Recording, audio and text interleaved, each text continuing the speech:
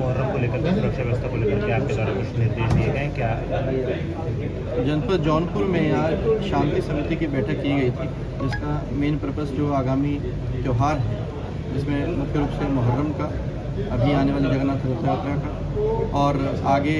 कांवड़ यात्रा जो श्रावण मास में है, उस संबंधी जो डिस्कशन है वो किया गया था। पूर्व में जहाँ कहीं भी कोई तनाव रहा है, कोई विवाद हुआ है, कोई मुकदमा दर्ज हुआ है, उन सभी के संबंध में सभी को हिदायत दी गई है।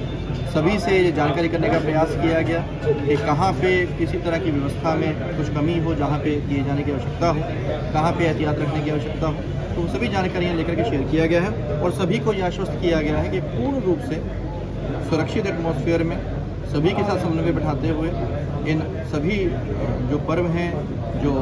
हमारे अवसर हैं, उनको आयोजित किया जाएगा और लोगों को ये एहसास दिलाया जाएगा कि वो पूरी तरह से लॉ एंड ऑर्डर इंटैक्ट है, सुरक्षित एटमॉस्फेयर में वो इस चीज़ को ऑर्गेनाइज कर सकते हैं। शिविर को लेकर के कुछ आपके द्वारा? कांवड़ शिविरों के संबंध में ये बताया गया है कि वहाँ पे जो लापरवाहियों की वजह से कुछ घटनाएं होती हैं, वो लापरवाहियाँ ना रहें। जैसे कि बिजली की व्यवस्था के संबंध में बताया गया कि बिजली के तार को खुला ना छोड़ा जाए, वहाँ पे रोशनी का प्रॉपर प्रबंध किया जाए, सीसीटीवी कैमराज लगाए जाएँ ताकि जो भी वहाँ पे इवेंट्स हैं वो सारे रिकॉर्डेड रहें, उसके सीसीटीवी कैमरा की निगरानी में रहे। इसके अलावा जो पुलिस पेट्रोलिंग के संबंध में है या जहाँ पे मेडिकल फैसिलिटी के संबंध में है, वो सभी के बारे में संबंधित अधिकारियों से चर्चा करके वो कराया। सर, मीटिंग में खास बात कही गई कि पिछले कुछ वर्षों से लगातार मुकदमे दर्ज हुए हैं या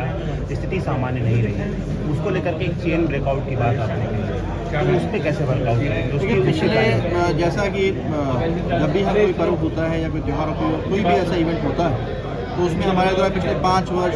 10 वर्ष या उससे पुराने आंकड़ों को उठा करके उसकी समीक्षा की जाती है कि पूर्व में ऐसे कौन से स्थान है जहाँ पे तनाव रहा है और आगे इस बार उसकी व्यवस्था इस तरह से कर ली जाए कि दोबारा वहाँ पे कोई घटना की पुनरावृत्ति ना हो। इसीलिए ये बताया गया कि हर बार जैसे कहीं ना कहीं कोई नारा लगाने को लेकर के, कोई टिप्पणी करने को लेकर, कोई अभद्रता को लेकर के विवाद होता रहा है, तो हमारा प्रयास ये है कि जनपद में पूरी कुशलता रहे और एक भी विवाद ऐसे सामने ना आए। जनपद में